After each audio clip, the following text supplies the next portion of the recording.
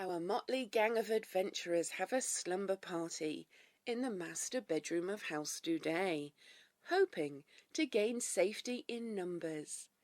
During his watch, Sky overhears the so-called servants plotting something.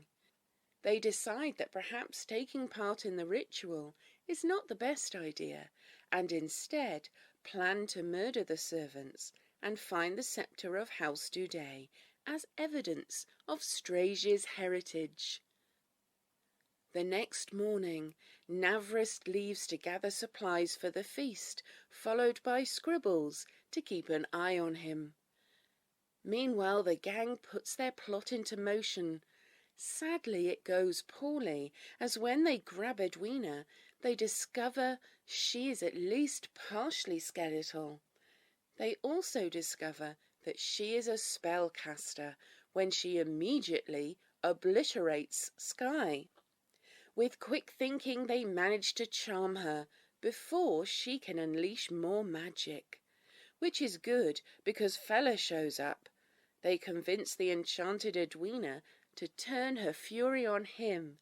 With the immediate threat dealt with, they question Edwina and learn of an evil plot to summon forth a demon to wreak havoc once Navrist has taken all Strage's blood. Strage decides to search the sunken part of the ruin, but first he uses magic to kill the ferocious froggy guardians, and once it is safe, he finds the scepter of Duuuuuude. Will they foil the ritual? Will Strage become a noble? Will they avoid paying taxes? Let's find out now on Pawns and Patrons.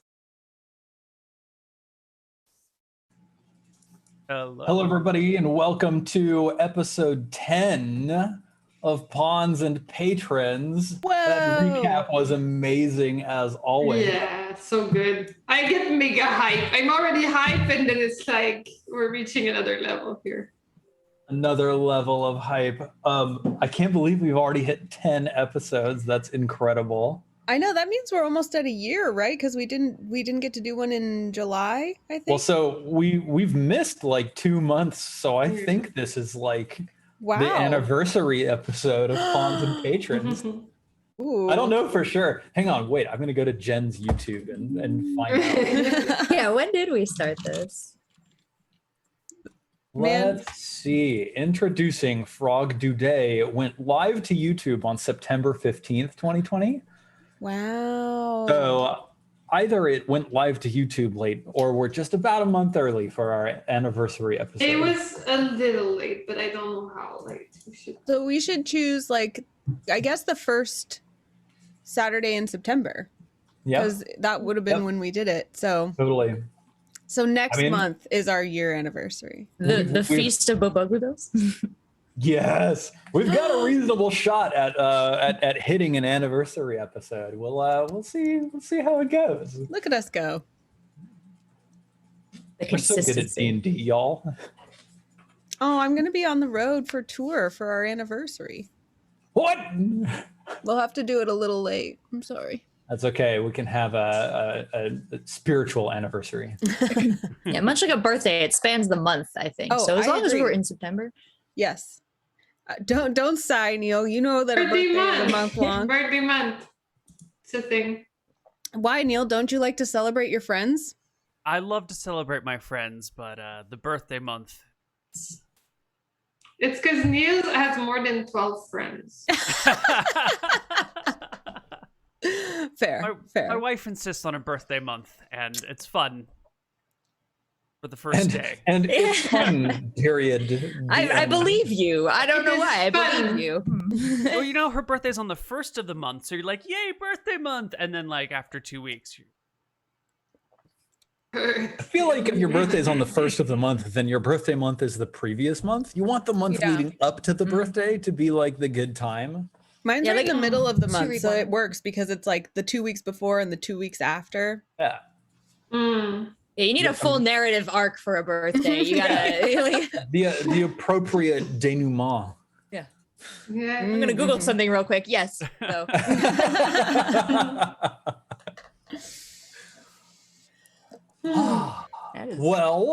Shall we throw ourselves into some dungeon crawl classics? Hell yeah. I am sad. I Oh, forgot go about first. Sky. No. I also got reminded during That the. was such a dramatic moment last time. I was like, oh, how much damage is this going to do? It was like 23. I've also been singing the frog song all day. So make a hype. Oh,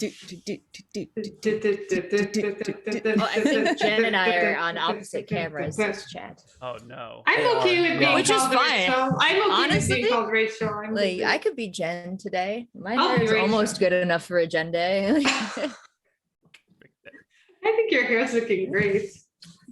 Thank you. I styled it for brunch last weekend. I'm gonna go get the. Yes. That is the way to be. Listen, body shower, hair dry. It's easy. That's I good for your think hair. it's good for your hair. Yeah, that's what they say. I stand by this. I long for this to be true. I'm not a gremlin. It's hair care. I mean, yeah, now that I have long hair, now that like it's so much work. Oh my God. Yep. And if you Feels wash it like every I day, can it relate. just gets greasy faster. It tries to keep up with you. Yep. I have been training my hair long and like arduously, and it can usually do a week now, and that's My hair I'm takes proud 2 of that. months to get greasy. Wow. That's What the nice. hell? That's like a boy's superpower. I don't know why boys He's got that regarding good. like He's got that good curl texture. I'm hearing a dissent from over to my right. Do you guys use like dry shampoo? It's part of the thing, right? I think that's Just what I does, do. but I do not. It's like on day 4, I'm like, I'll just give it a little spray. Like day 5, I'm like, just a little bit more. They can't tell, right? Yep. And then you get to the messy bun stage right before you have to wash it. Yeah, I usually do that. Yeah. Pro strats. Yeah, if I had a beautiful hairline like Stephen and Anna did, I would do that too. But no, I got some rogue. Wait, never mind. I don't know. Anyway, you guys want to play D&D? I'm examining my hairline. Wait. There we go. No, it's perfect. Like I draw hairlines. Like that's how I would draw it. Dude, I would never have even thought to wonder if my hairline was good enough to put in a ponytail. And this is how we learn And now from our friends. And now. I don't know if you needed that approval, but here it is. There you go. Thank you. Your hairlines are on the front of your head and not the top of your head. I think but you hairline's must beautiful, shower Neal. so fast. Oh yeah. Yeah. Yeah, see? I'm so Superpower. jealous. When Just I like cut take a my cup of water hair, and when I cut my hair, I was like, oh my God, like 20 minutes had been regained every time I washed my hair. Yep. That's the trick, chat. That's the sacrifice you make for having incredibly luscious locks. Did you know that this was a hair care stream? Now you Yeah, do. shut up. Now you know. Speaking of which, today's sponsors. I'll take a hair sponsor. I wish I had a hair We sponsor. could do a good What have I been deal. doing with my life that I don't have a hair sponsor? Dude, I swear, so many companies miss out on this market with like hair and In makeup streams, and cosmetic. Yeah. I'd like John it to- Frieda tried. They just didn't plug in our keyboards when we did the commercial. So I'm like, this isn't gonna. Okay. Also, I have extensions right now. No, that's fine. Okay. I vote for Dyson. Then we can also have like they do a lot of shit, so it's a good deal. It's like let's be friends. Yep. Hair dye dice, little dice with hair dye in it that you just rub into your hair. Okay. Oh, that's like a Lush thing, or is that like a special thing I get from Cantrip? Is that tiny dice soaps?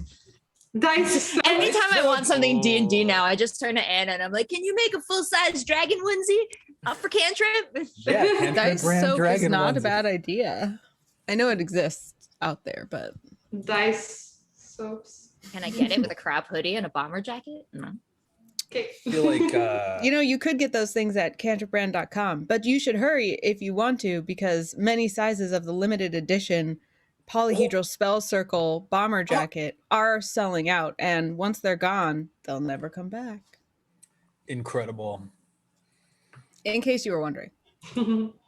I totally saw like a completely random artist that I don't know at all cross my like Twitter feed or Instagram feed or something, and she was doing something entirely unconnected to D&D, and she was wearing a Cantrip brand hoodie, and I was like, what's up? What's up? Yes. Which one? The Spell Circle one? Yeah. Nice. I mean, I'm almost certain, but it was like a pink hoodie with a Spell Circle type image on the front. There you go. That's from the new drop. Incredible. The Origin Collection buff. That's awesome. Now that we've done all these commercials. Yeah. Let's get to the swamps. So, friends, do any of you remember whether Fallow Wimple survived? Fallow. That was so you ran into a room with Fallow Edwina, and like you tried to like, what did you try to like stab her or something like that? Oh yeah, I got the note. Tell me. Fallow Wimple was walking up the stairs. Fallow gets killed by Edwina. Yes. Choking Okay, awesome. Fudge, 6 rounds, kill both leeches, go across in an art gallery, fancy iron display case, Ornate scepter in the case, locked.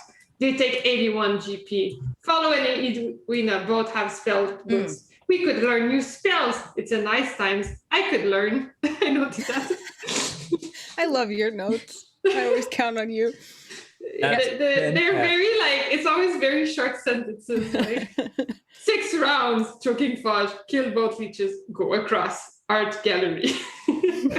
I remember all of what happened as a consequence of those short sentences. I'm basically like Kevin in The Office. I don't know if you guys saw that episode where he wants to like save time by removing words in his sentences, and he's like, save time, Sea World. And then they're like, do you mean see the world or Sea World like the place? He's like, Sea World. Anyway, sorry. We also found a scepter and perhaps charmed Edwina. Yes. So I think it is Babs. Yeah. Who has Babs. now charmed both Jägermeister, the moss elf, Yes. and also Edwina Mubb, who is now wandering like 2 steps behind Babs, stumbling from side to side, and just very obviously intoxicated. Babs just very charismatic. So she People had like her. told you that they were trying to summon a demon to wreak havoc once Naverst had drained Strej's blood and infused it into his own veins, and therefore become the true heir of the House of Duuuuuude. And y'all were like, we want to go to Frogomance. Let's go, right? Yeah, that sounds like us. Yeah. Love that. Now, for if us. I recall correctly, Because Naverst we think we can somehow stop a demon summoning from happening. That sounds really reasonable with a bunch of level 0s. Naverst was like, I'm gonna go to Blabuton and lay in for some special supplies for the feast tomorrow that we're gonna throw for Strej, the true prodigal son of the House of Duuuuuude. Y'all hang out here, stick around, like, don't make trouble and entertain yourselves, and I'll be back this evening and we can have a feast. So I think by the time you made your way down and accosted Edwina and put a spell on her, it's probably like early afternoon. So Naverst should theoretically be back, sometime a few hours from now. Have you all already left House Duuuuuude, or are we picking up like as you're deciding what to do and where to go? Do you mind if I really quick, because I realized we've gotten to the point where we know a lot about this story, and if somebody is just dropping in, they've never heard any of these words like Froge or any of that. Yeah. So like just a quick get you up to speed. We are basically in the midst of like an inheritance scandal where our friend Strej Duuuuuude, Me, I'm a frog. relative of Froge Duuuuuude, who are frog people. Who died. Yeah, who died tragically. And this is a very important family. Strej is like the rightful heir, but all the servants in the house were trying to take over, and assuming there was no rightful heir, but once there was one, they were gonna like steal their blood and try to use that to become the rightful heirs themselves. So we've been in this whole drama, which we've apparently fixed, basically. I mean, Solved. The whole situation is very cleanly resolved now. and then I'm being sarcastic. Yeah, and then overall, the overarching umbrella is that each of our characters, we each have about 3 or 4 right now. Each of our characters has a patron back in the big city or wherever they dwell that we're on a mission for, and then eventually we have to go back and we have to pay them taxes and homage, and we're basically their minions. And so a lot of the game is figuring out how we're going to go back and present them with something of value, but how we're going to keep something of value ourselves, and whether we can keep them happy or not. So, Yeah. And some of our characters are back there, like left with the patrons. Like Fran the horse lady, my character is just hanging out back there with the patrons right now because she didn't want to come on this adventure. And all of these players here also play those patrons, so they have these high-level political tier characters, as well as are operating as the pawns under each other's patrons. So some of Jen's pawns are in service to Anna's patron, for example, things like that. So yeah, speaking of that, I think there's a great moment when you're like sort of on the porch of House Duuuuuuude. So let me set the scene. You know, the ground here is quite swampy, but it's not like submerged underwater. It's just a little bit squelchy, especially off of the central beaten path that's leading up to this porch. The central beaten path is a little bit drier. It's, sandy and packed down. Behind you stands the massive and imposing edifice of the House of Duuuuuude, which is like an old Gothic mansion with like columns on a porch, but it's all like listed to the side about 30 degrees. So the entire, if you're facing away from the front door, you're looking out across the front yard of House Duuuuuude. The left-hand side of the house is sinking down into the swamps, and that's the eastern wing. You've all gathered on the porch. Let's do a roll call. We've still got under Neal, Kate, and Dee. Neal, like quick 3-word description for both Kate and Dee. My least favorite characters that have survived somehow. That's and have the least amount of personality. Let me see. Kate is a gardener still, and she's got a spell book that's got color sprayed chill touch and choking cloud in it. I guess she pulled that off of someone's dead body. Yes, but she's got one hit point. Spells. No, of course not. She's not a wizard. Give me. She's level 0. And then we've got Dee, who let's see what's up with Dee. She's a squire. She's got a mighty 4 hit points and a 2-handed sword. Is she the one that like found a sword in the back alleys of the city grate? There was a small scuffle in order to find this rusty, dinged up sword, yes. Yeah, that's right. You guys got in trouble with the Chunder brothers. The Chunder bros. Fantastic. So then, moving on, we've got Jen in control of Strej Duuuuuude. Yeah, Tell me more about Strej, Jen. Strej is my most important character. As soon as we get a frog in this whole group, they become the main character of her story, pretty much. It was Frog, now it's Strej. I don't know if you guys agree, but I have this feeling anyone that gets a frog is like, that's the one we're... The Duuuuuuude family is legend. The Duuuuuuuude family is very important to us. Strej Duuuuuuude is a jester wizard.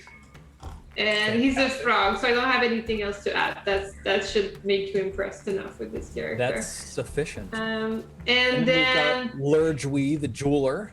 Yeah, the other two are like, it's a bit like Neal. They have less personality. Lurjui, the one thing that's interesting is that Lurjui had a massive jewel since she was a jeweler. So I sold it, and largely decided to buy all spanking new super high-end equipment that has never been even touched or used.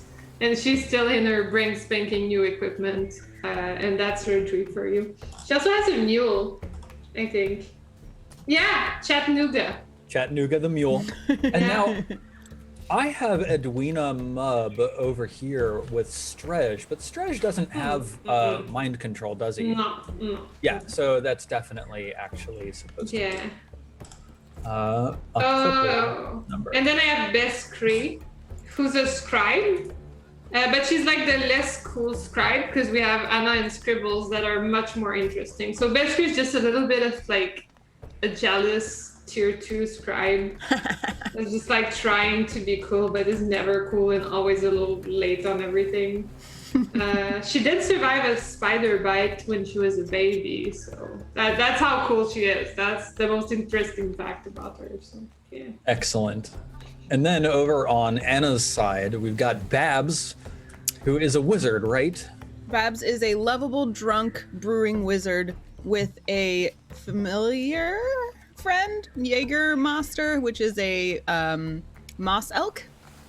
And she's also kind of in charge of Rachel and Anna, the dogs, who hang out with our party. And then there's Scribbles, the S-tier scribe, who is way better than Beskri. And then Henley, the sweet, precious feral child, who I forget. Oh, Beskri is a chicken farmer, I think, or a chicken butcher. Henley is a chicken butcher. Yeah, that's what I said. I thought Henley, you the said sweet feral Beskri, child. but No, Scribbles is a better scribe than Beskri. Right. And then Henley is a sweet.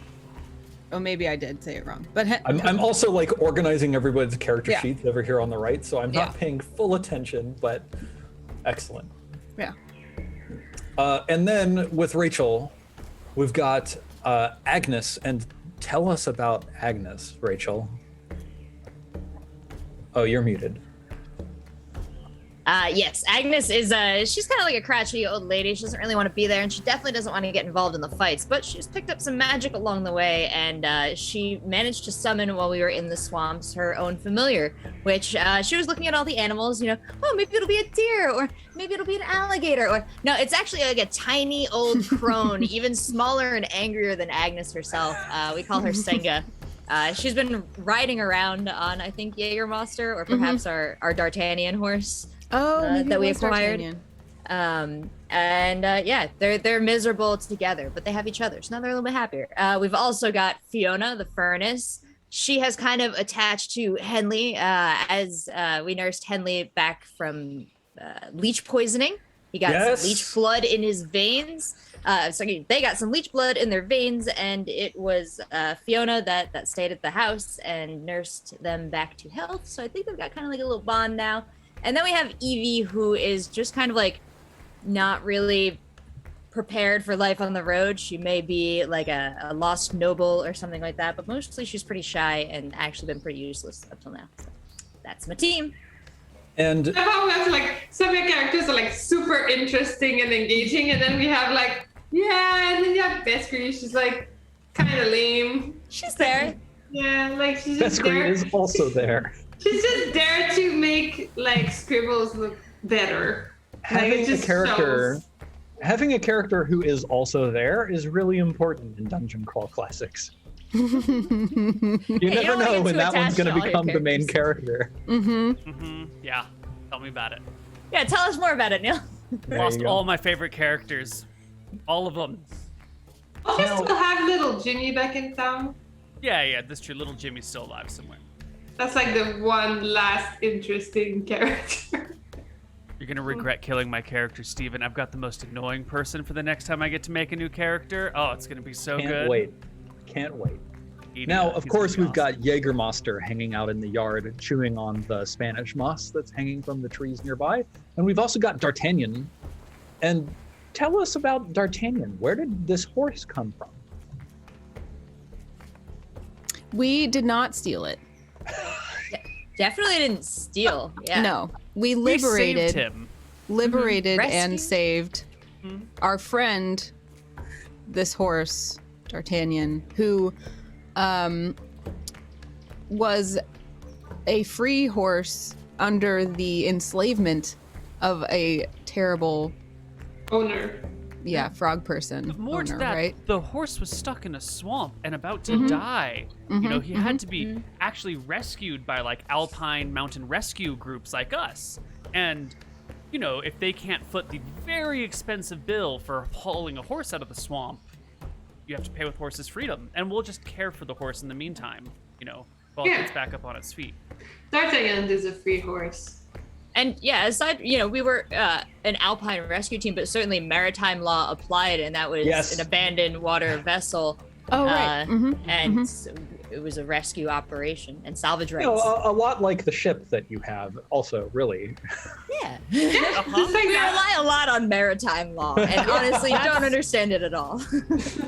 Maritime law is our primary governing, you know, treatise or whatever you would, I don't know. Yeah. So you're all standing here on the porch looking out, Edwina sort of cackling behind you in the doorway. Yes, Frogomans. And all of a sudden you are strucken. You are distracted by the thought that you do have a responsibility to your patrons, which is to bring back money. Yeah. Does that thought spur any other thoughts in the heads of the 12 gathered companions here? Or maybe in the manor there's money. Before we leave. And also that we need to bring back enough money to satisfy the patrons while being able to conceal enough money for ourselves to be satisfied. We need cover money. Cover money for the real money. So Edwina, where's the money? Yeah, she's very charmed by us, right? Wait, shouldn't Edwina, come here. Shouldn't she toddles over to you. Obviously, Who's speaking? Is this Stretch? always stretch? Yes. Yeah, Come here, Edwina. Oh, yes, dearie. Oh, look at your little cheeks. They're so rosy. Rosy. I would describe them as greenish, but They're so verdigris. that's more like it. So, shouldn't we bring some kind of offering to this demon that's about to spawn into our world? Is there something from the house, you know, a bunch of valuable that we could easily carry to welcome this demon into our midst? Man, wow, what a great idea. I love that. An offering. Kind of funny. Fiona joins in and is just clapping behind you. Babs Jaeger also Monster is just no sort of idea like what's going on. Yeah. lumbering his head side to side in time with The little moss fronds are kind of swaying. all right, hang on. Where's Bo Bugaboo Bills? Index. Bo Bugaboo Bills, 322.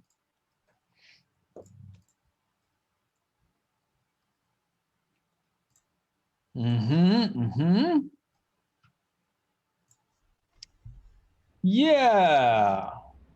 Yeah. Edwina says, Oh, dearie. Well, this demon doesn't care about gold or money, no. Bobug. He praises the slaying of threats to him and his kind. If you wish to appease the beast, then you must bring him the carcass, the carapace of something that preys on frog kind. and she does like a little bow to Stray. And then at the end of this tirade, she goes, Is it like the people that we killed technically earlier trying to prey on Strej? Maybe a little bit? Or is that just like a technicality? Because they tried to kill Strej. Does that qualify as she preying upon? frowns and she says, Well, it is true that fellow, for some strange reason that I can't fathom, did seem to be projecting an awful lot of threat towards you, my dear good friends. Strej is not Bobug. Strej is merely a Froge, like myself. What does prey on Bobug? Large snakes, other predators that devour the swampy denizens of the wetlands. Have you heard of any large predators that might appease our White tadpole? Lord Bobug? White Yeah. tadpole. Yeah. Ah. That kind of feels maybe more like might be Bobug's baby. Baby bugs. Baby I don't know. Bobug Boobills. I don't know if we should sacrifice baby Bobug Bills. She frowns and she says, "Are those idiots over at Blabouton going on again about a white tadpole? Yes.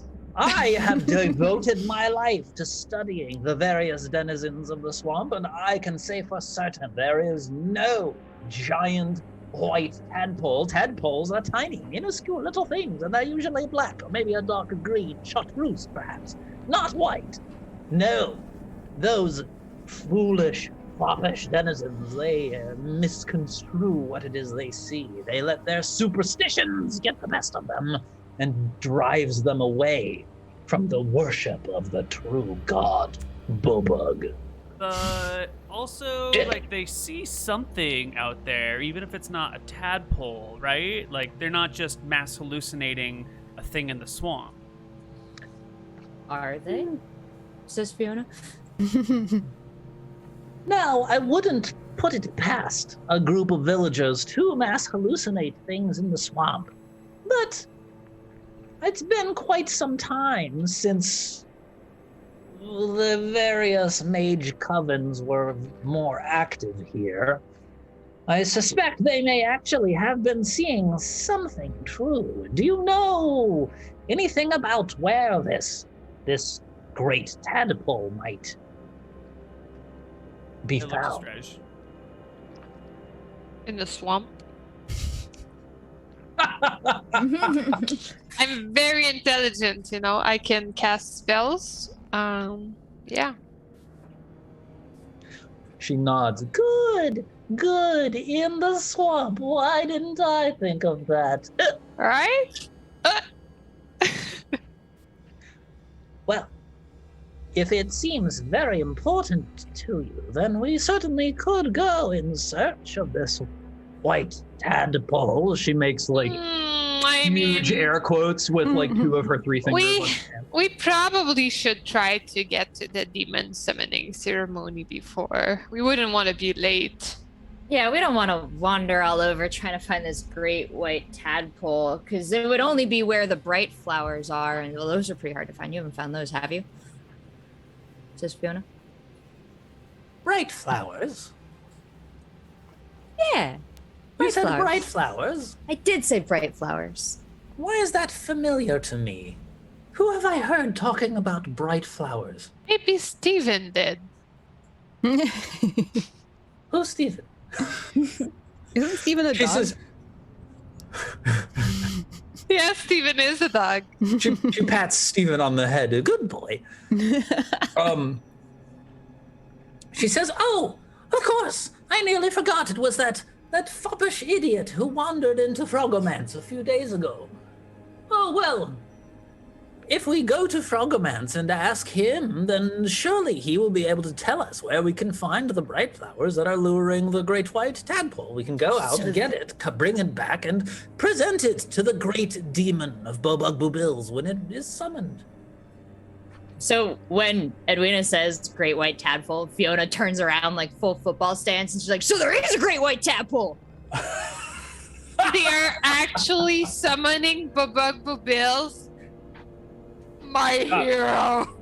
She laughs and she says, "Oh no, Bug Boobills is far too important to deign to answer my summons. No. We are merely attempting to summon a demon of Bobug Boobills." It's not as cool. It's still pretty cool though, isn't it? She looks over to Babs and says, "It's still pretty cool, isn't it?" Yes. She smiles, just beams. She's missing 80 of her teeth. Babs smiles back. 80 teeth. So I guess we should pack up our stuff and go, huh?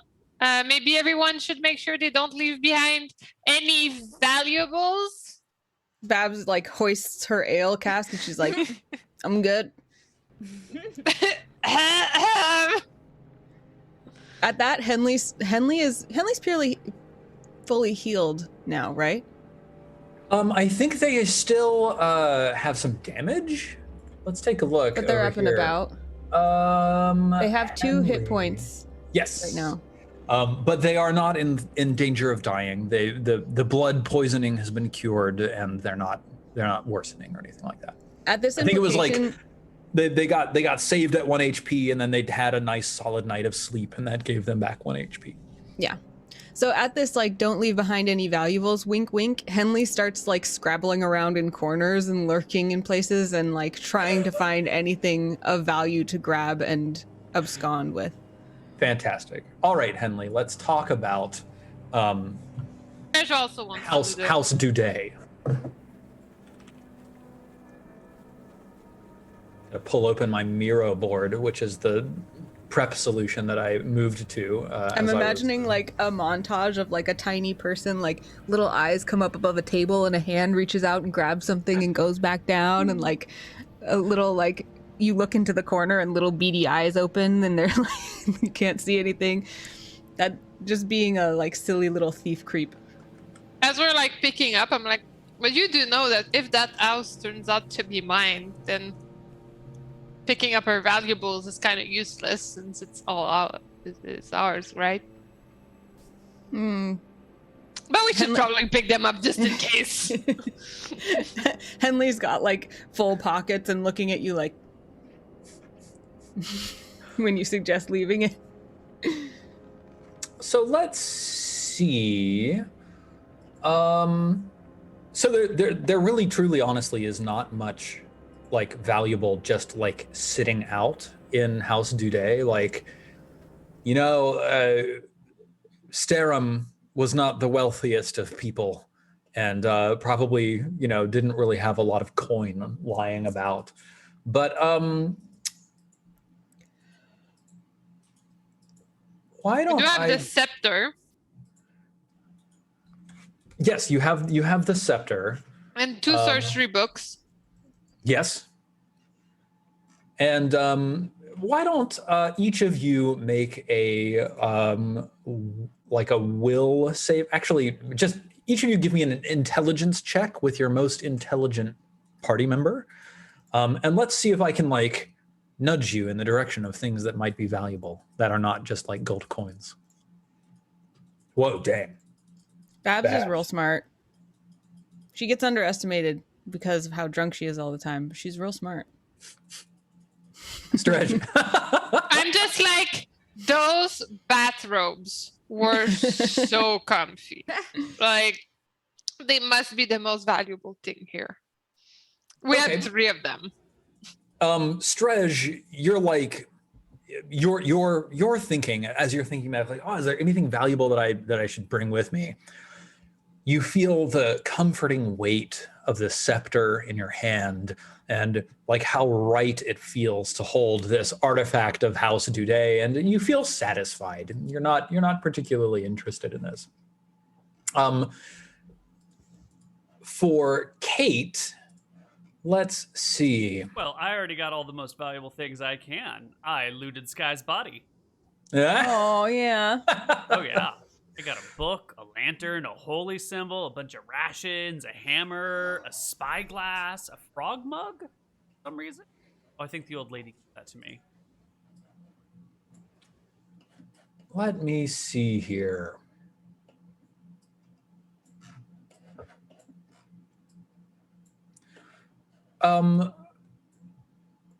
Remind me.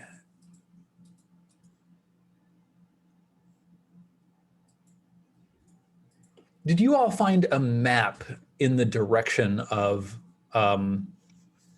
Frogomance? We found Yes. would it have been in the Drew us a journal? Yes. map.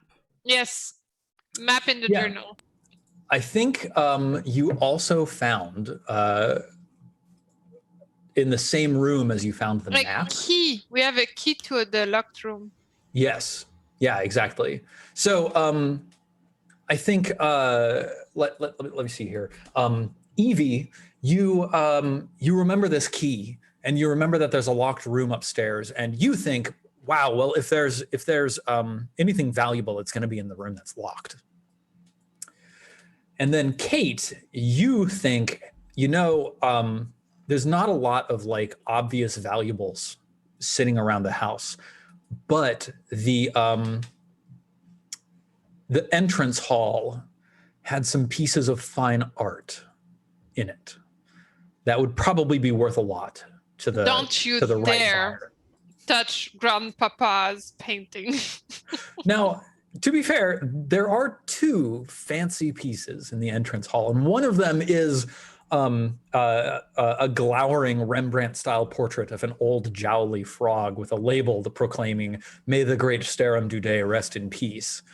But there Don't. is also a beautiful floral arrangement in a blue and white vase in the center of the room on the ground floor. And All this vase is a Ribot style vase, which is a very fancy production style. It also would fetch a fine price. How do you spell Ribot? Ribbau.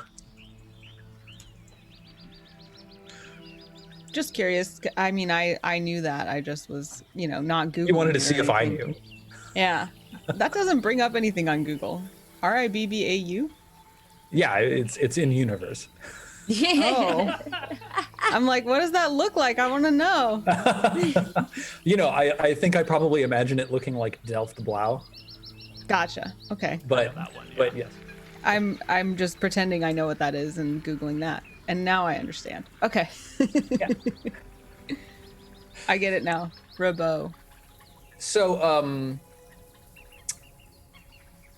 Kate, are you going to grab either of those pieces?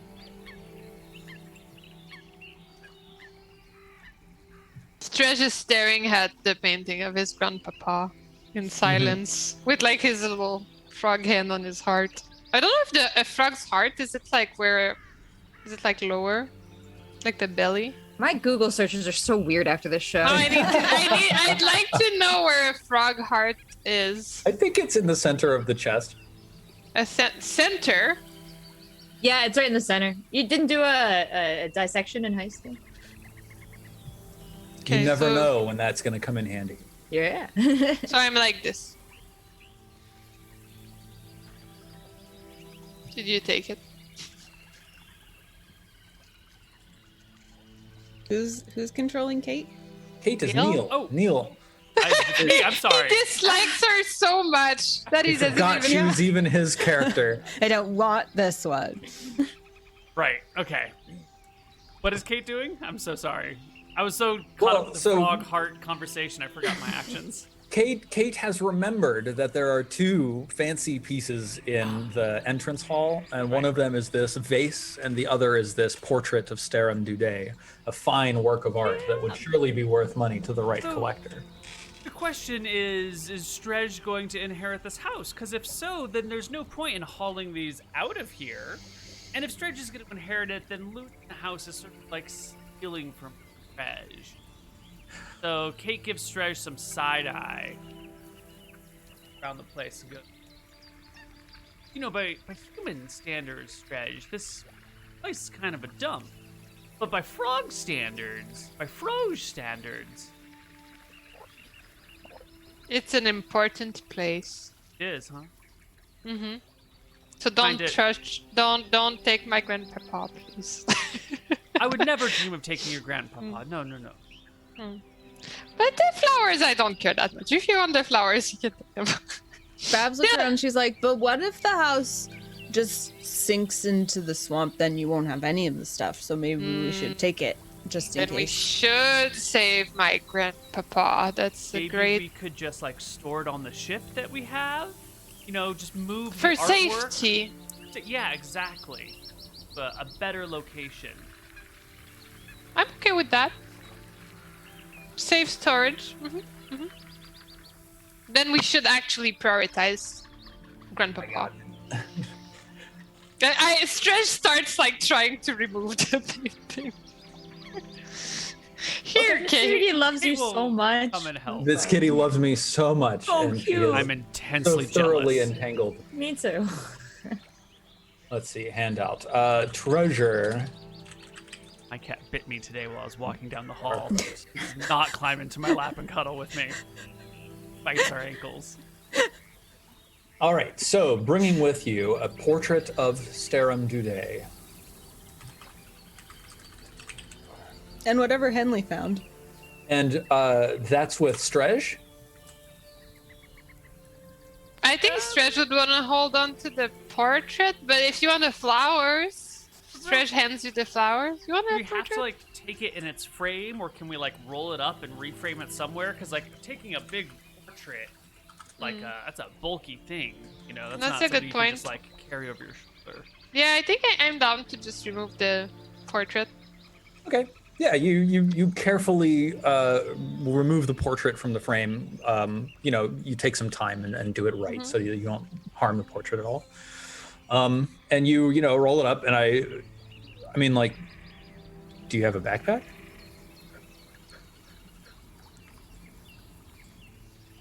He has root. Do I've you got have a bag of- backpack? I've got a bag of flower weeds, which I can dump out. Can we like put it over D'Artagnan's back like a horse Yeah. blanket? I think if you just like randomly drape this painting over D'Artagnan's back, I'm not it might- comfortable with that. You're right. It needs proper care. Well, if you have a bag, you should probably carry it, Kate. Let's be honest. Yeah, okay. okay, cool. I don't have a bag. And it's just the Let's one see. portrait we're taking, right? Are we doing The flowers? Are we taking the flowers? with the I flowers marked of down the portraits? Rabot style vase with. Are they The bright vase. It's a vase. It's gonna be hard to transport without breaking, isn't You know, we it? could wrap the vase in the canvas portrait. Give it a little bit of padding. Okay, now let's leave the vase then. You know, Yeah, we can. it'll probably get broke in transport. Yeah. Let's Maybe leave the move vase. it to like the attic. That way, if the swamp, the house sinks, it'll be the last thing to sink. You Good totally idea. move the vase upstairs. I moved the vase upstairs. Yeah. All right. In fact, you hear from upstairs Evie rummaging around. So Evie, you've headed to the top of the stairs, and then you've headed to the left. And there's a hallway where, like, immediately straight ahead is the guest room that the 12 of you spent the night in. And then there's a hallway that moves off to the right and it proceeds towards the back of the house. And that's where the locked guest room is. So you stick in the key, turn it, and it's a little bit sort of like old and rusted over or something like that. Like it takes a little bit of force, but thunk, after a little bit, you manage to turn it. And inside is this dust-covered old guest room, just unused for years. And there's there's a big bed in the center of the room that's just like covered with fine clothes, but they're all pretty moth-eaten. There's just a few pieces of finery that are poking out of the pile itself. In the eastern wall to your right, there's an open doorway that has like a long red curtain hanging over it so you can't see into the room beyond. Yeah, Evelyn has like a bit of a background, or Evie has a bit of a background like in fancy places, and so she's not like immediately like dazzled by the clothes, and she's kind of like got a familiar idea of where rich people would hide stuff in their bedrooms, and so she's gonna beeline right for the curtain and just like so carefully like peek in. Awesome. It's the ballroom. Oh. Yeah. And then she looks back and there's the bed, and then it's the ballroom, and it's just a cloth door in between. Yep.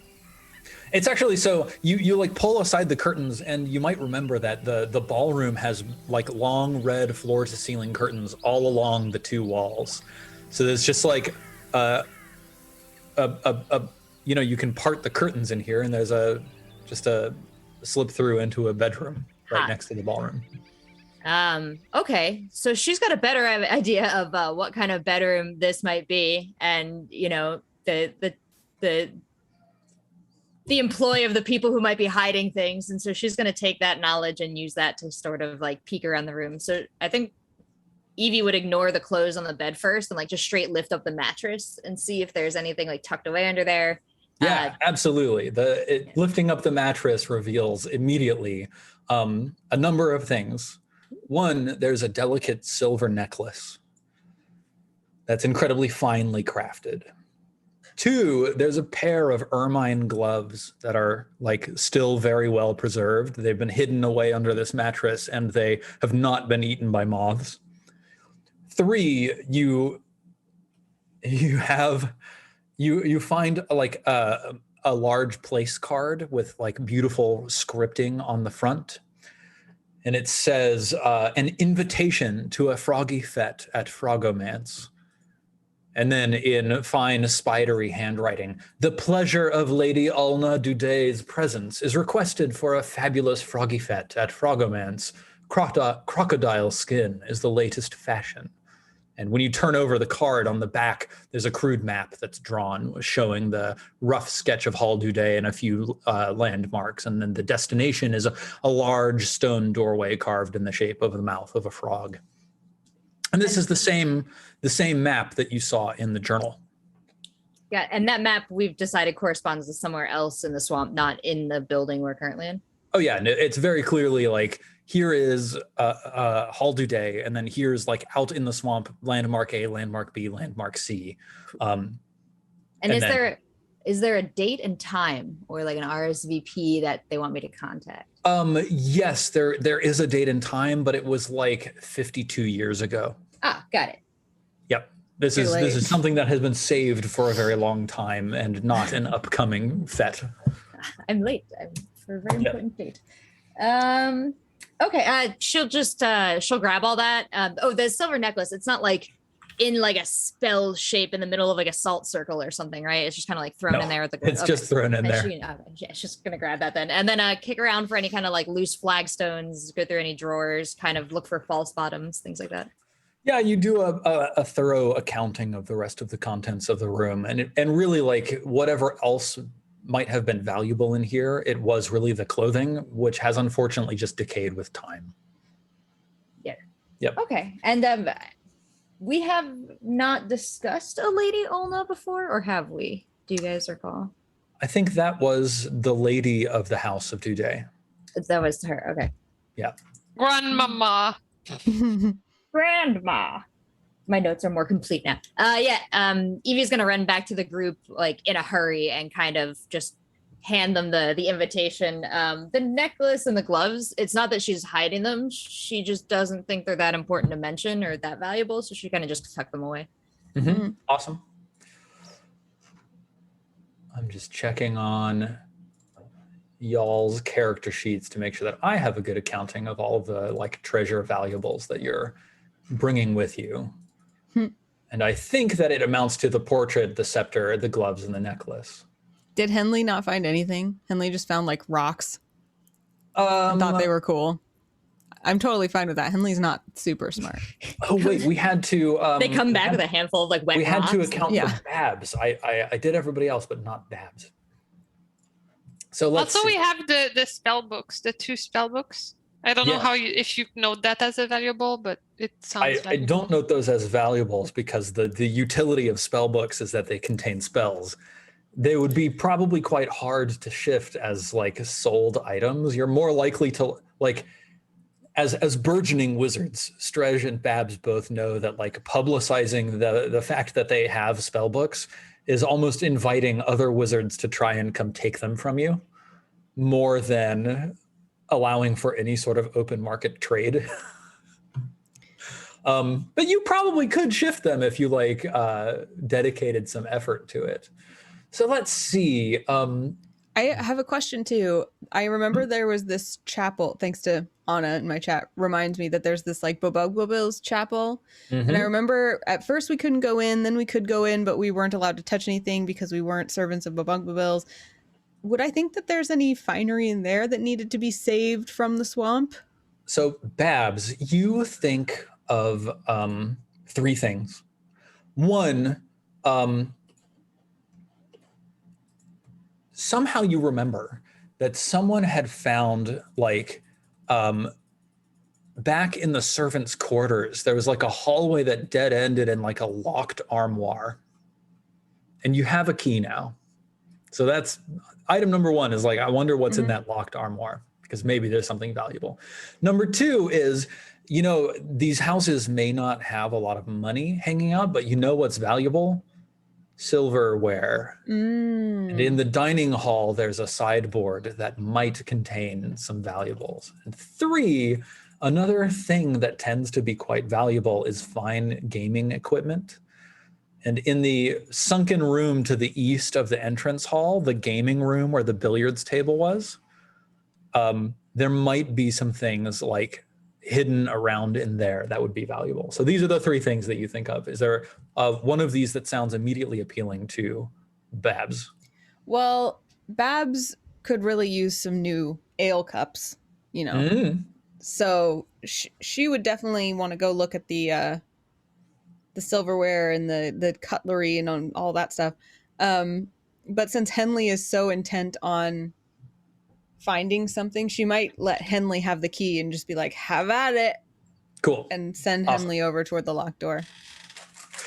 Excellent. So Babs heads to the dining hall and pulls open the sideboard. And first of all, there's like literal silver, as in silverware. And you can grab it all. So you've got like a sack of silverware that is made of silver and is worth a substantial amount of coinage. So I'll mark that down on my accounting. Silverware. Babs.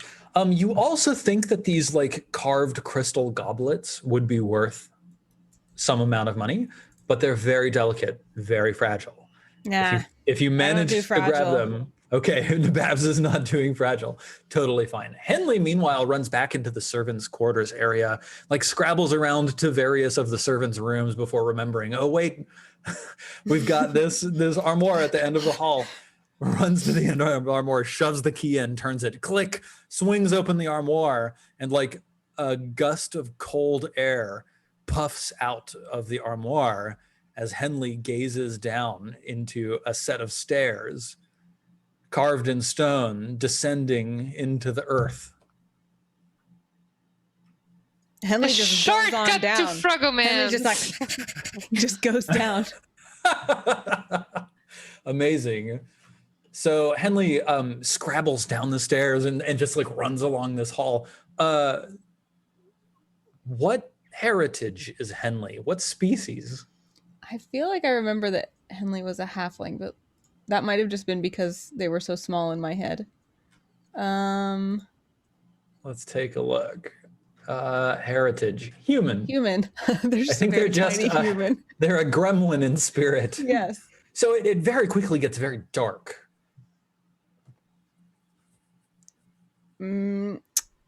Well, I have a torch, so I will. I see that. I'll light that torch. We should roll 1d3 to see how many torches you have. I have at least one. Yes. Let's see. Roll d3. I have one torch. I light it.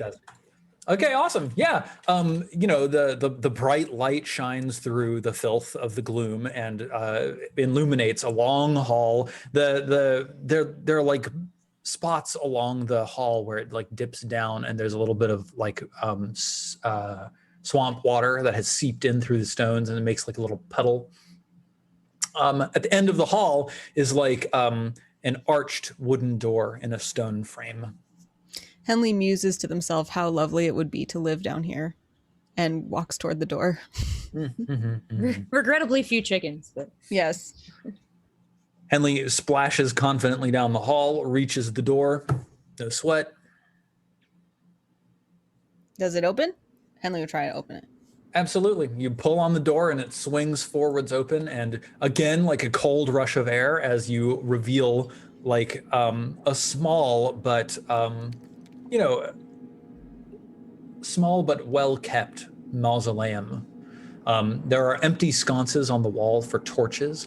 It's pitch black without light, but since you've got your torch, you can hold it into the room and shine it around and see what's going on. It's surprisingly dry in here. There are 6 low cairns sort of around the room, and at the far end to the right, there are 2 empty stone sarcophagi.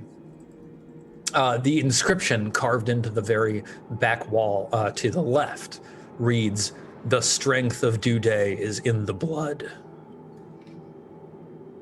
Do the sarcophagi that are empty look like they have previously been occupied and are now empty, or they're waiting for new occupants? Are you like going over and shining the torch around? Yeah, these look like they are waiting for occupants. They have not been occupied. Can I, read who's in here? Whose final resting place is this? Yeah, there's 4 names that you've never seen before. Ragnagard and Ragnagard. Edelberth, Yes. 4 random frog names, and then the 2 under the engraved inscription, "The strength of Duuuuuude is in the blood," are Sterum and Ulna. Is there anything else in here, like anything shiny? Not that's visible to you, Henley. And is there anything that looks like it could be a secret door of any kind, or any other like exit from this place? Now, elves get an automatic chance to detect secret doors, but unfortunately, as a human, Henley doesn't have that intuition. But if you want to start like pushing stuff, messing with things, then I might be able to tell you more. Yeah, I definitely want to. I mean, Henley is, as you said, gremlin child. So Henley's just kind of like poking stuff and scratching at stuff and like looking in holes and stuff.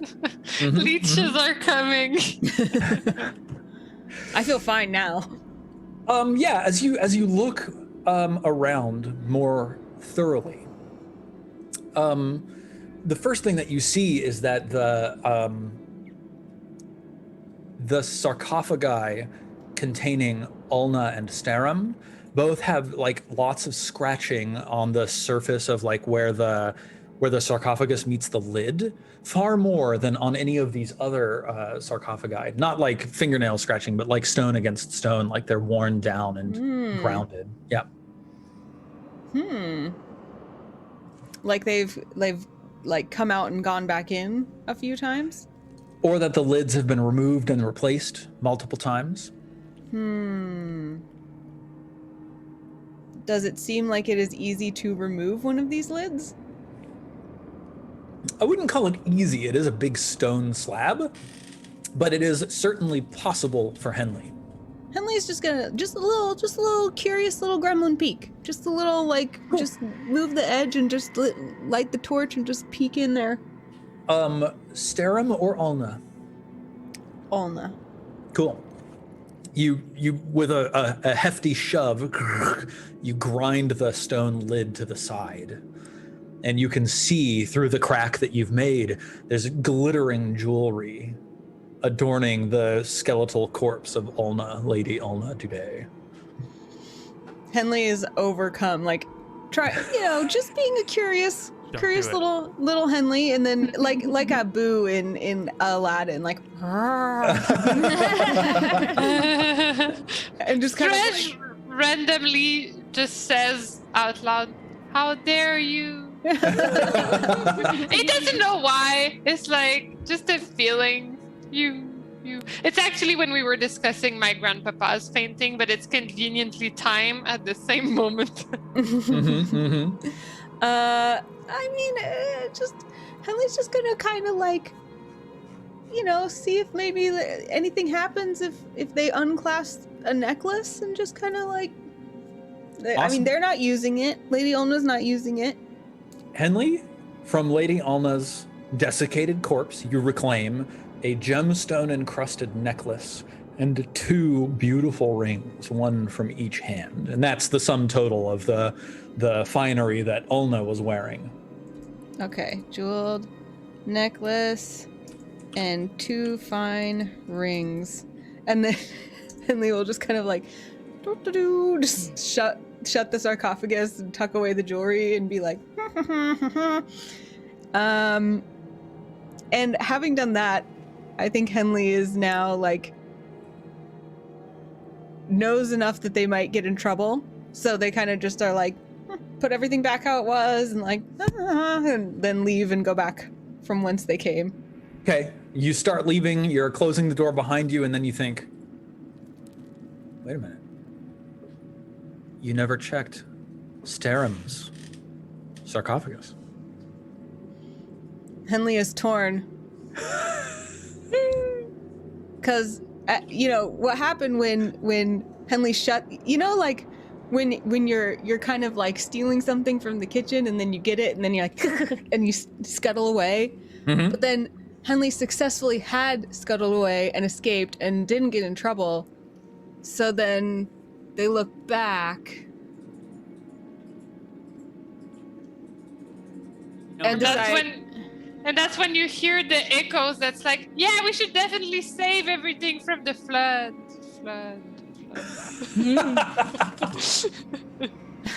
That adds to Henley's fear of down here, and I think Henley's just gonna leave the other sarcophagus. Okay, cool.